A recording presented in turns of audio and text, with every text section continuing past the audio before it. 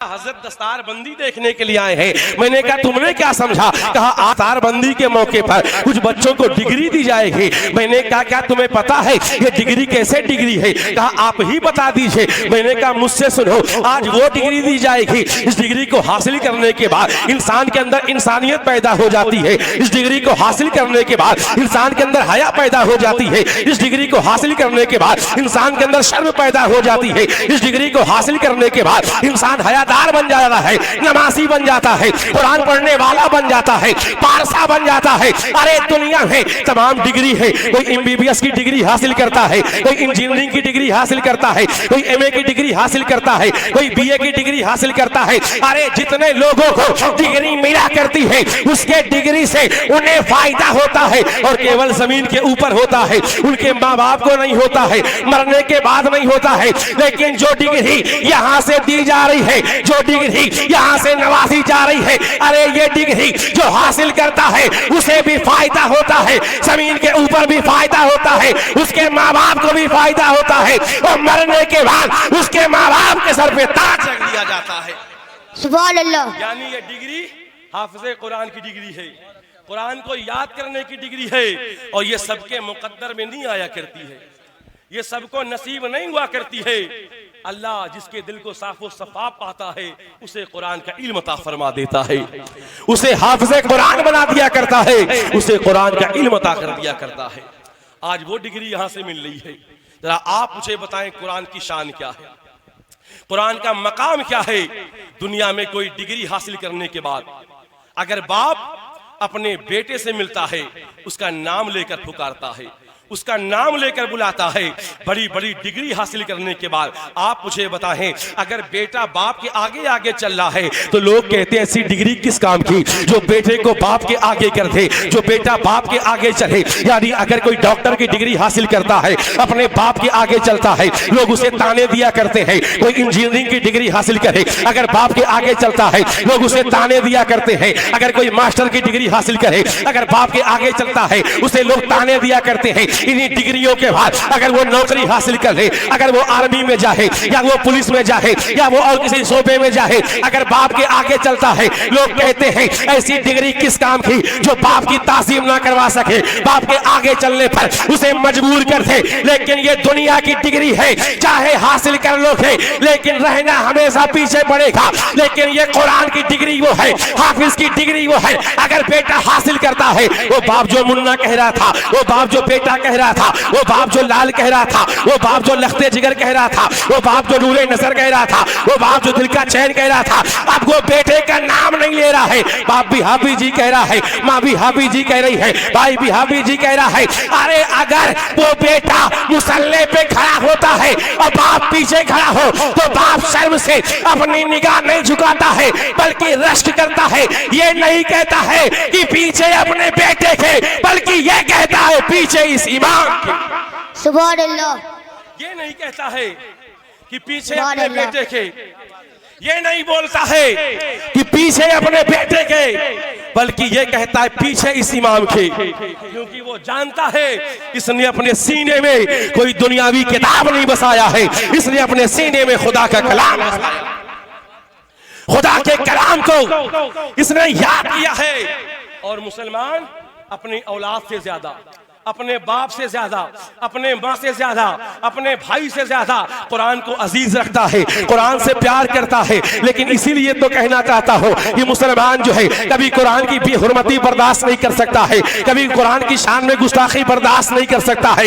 लेकिन लोग हमारी आस्था का मजाक उड़ाते हैं और मुसलमान खामोश रहता है। क्या तुमने कभी देखा है मुसलमान ने किसी ग्रंथ की बेइज्जती किया हो, किसी की धज्जियां उड़ाई हो, किसी मजहब के बारे में बोला हो, किसी मजहब के बारे में कहा हो, किसी का मजाक उड़ाया हो? बिल्कुल नहीं उड़ाया है, बल्कि यही पैगाम देता है कि हमने कुरान से तालीम लिया है, हमने कुरान से मैसेज लिया है। हमारे सीने में कुरान की तासीम ये है, हमारे सीने में कुरान की मोहब्बत ये है। अगर किसी का बाप बीमार होता है, किसी की माँ बीमार होती है, आखिरी वक्त होता है, डॉक्टर के पास जाता है, डॉक्टर पर्चा लिखता है, पर्चा लेके मेडिकल पे जाता है, पर्चा पटकता है, उससे दवा मांगता है, जल्दी लेना चाहता है, पैकिंग करना चाहता है, भाग के आना चाहता है। है ताकि मेरी माँ बच जाए, ताकि मेरा बाप बच जाए। लेकिन प्यारे आप मुझे बताएं, जब डॉक्टर ने हाथ खड़ा कर दिया ये मेरे बस का नहीं है, अब दवा असर नहीं करेगी, कभी कभी दुआ असर कर जाती है। अब उसने सुना कि मैं अपने माँ बाप को जो है कुरान का फूका हुआ पानी पिला दूं ताकि इन्हें सुकून मिल जाए,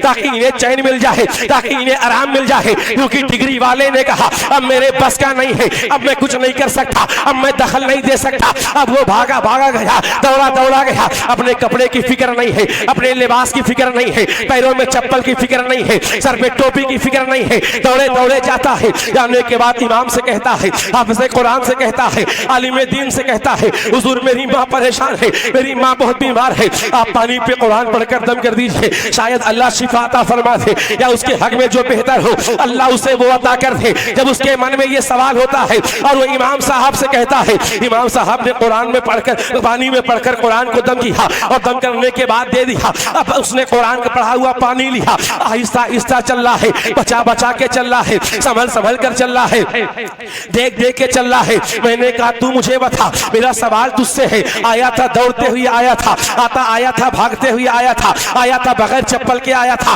दौड़ कर आया था, लेकिन अब जा रहा है आहिस्ता आहिस्ता जा रहा है, बचा बचा के जा रहा है, संभल संभल कर जा रहा है, देख देख के जा रहा है। आखिर मामला क्या है?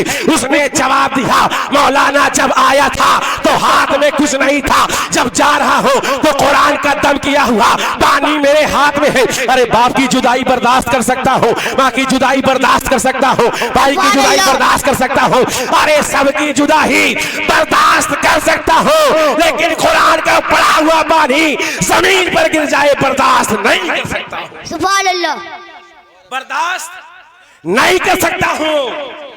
आराम से गया। मैंने कहा ये ताज़ीम तेरे दिल में है, इसीलिए लोग कहते हैं कि शायद मुसलमान पलटवार नहीं करता। अगर किसी ने उसके मजहब, उसके रिलीजियन, उसके धर्म, उसकी आस्था के बारे में बकवास किया तो मुसलमान जवाब नहीं देता, शायद डरता है। हमने कहा डरते नहीं है, बल्कि कुरान के पैगाम पर अमल करते हैं। कुरान की सूरत हमसे कहती है लकुम दीनुकुम वलिय दीन, तुमको तुम्हारा दिन मुबारक हो, हमको हमारा दिन मुबारक। सुभान अल्लाह, तुम जो मानते हो तुम मानो, हम तुम्हारा मजाक नहीं उड़ाएंगे, तुम कुछ भी कहते हो हम सब्र करेंगे, अल्लाह उसका बेहतर सिला तुम्हें अता फरमाएगा। तो बताने का मकसद ये है कि जिस कुरान की आयत से मुसलमान इतनी मोहब्बत करता है, इतना प्यार करता है, इतना अजीज रखता है, आज उसी की डिग्री कुछ बच्चों को दी जाएगी, उनके सर पे ताज रखा जाएगा। अल्लाह ऐसे नौनिहालों को सलामत रखे, क्योंकि ये अपना हुनर नहीं दिखाने का वक्त है, बल्कि एक अच्छा मैसेज देने की जरूरत है। आज हमारे दरमियान एक मामला ये है, हम कहते हैं अपने बच्चे को केवल हाफिज़े कुरान बना दो, दीन पढ़ा दो, दुनिया से क्या करना। बेशक बात सही है, दीन पढ़ाओ के लिए जरूरत है, लेकिन दीन के साथ साथ दुनिया भी पढ़ाओ। दीन के साथ साथ उसे दुनिया की भी तालीम दो। पीर से बहुत मोहब्बत करते हैं यार, वो लोग अपने पीर पे रश्क करते हैं जिनका पीर गंजेड़ी होता है, जिनका पीर भांग पीने वाला होता है, शक्ल सूरत मदारी की तरह बनाकर टहलने वाला होता है, 10-10 छल्ले पहनकर बेशर्मी का मुजाहिरा करने वाला होता है। वो कहता है कि मेरे पीर ने किया है तो मैं ये करूंगा, लेकिन खुदा की कसम हमारे हाथ में उस पीर का दामन है। हुजूर अनवर मैसेज ये देना चाहते हैं, संदेश ये देना चाहते हैं, अगर तुम सिर्फ अपने बच्चे को हाफिज़े कुरान बनाओगे तो काम ना चलेगा। अगर कल तुम्हारे ऊपर झूठे मुकदमे होंगे तो तुम्हारे लिए कौन लड़ेगा? अगर तुम्हारे घर में कोई बीमार होगा तुम्हारा इलाज कौन करवाएगा? अगर तुम्हें मकान बनवाना है तुम्हारे घर का नक्शा कौन तैयार करवाएगा? अगर कोई तुम पर झूठे आरोप लगा रहा है तो जमाने के सामने सच्चाई कौन लाएगा? इसलिए अगर 4-5 बेटे हैं, किसी को वकील बना दो, किसी को पुलिस बना दो, किसी को इंजीनियर बना दो, किसी को डॉक्टर बना दो, किसी को आलिम बना दो, किसी को हाफिज बना दो, ताकि जिस जगह जिसकी जरूरत पड़े वो कौम के काम आ जाए।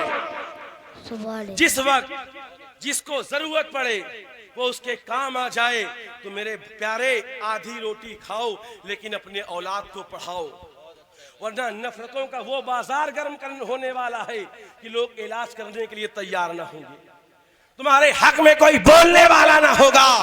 और जमाने में कदर उसकी होती है जो जमाने के साथ कदम से कदम मिलाकर चलने वाला होता है।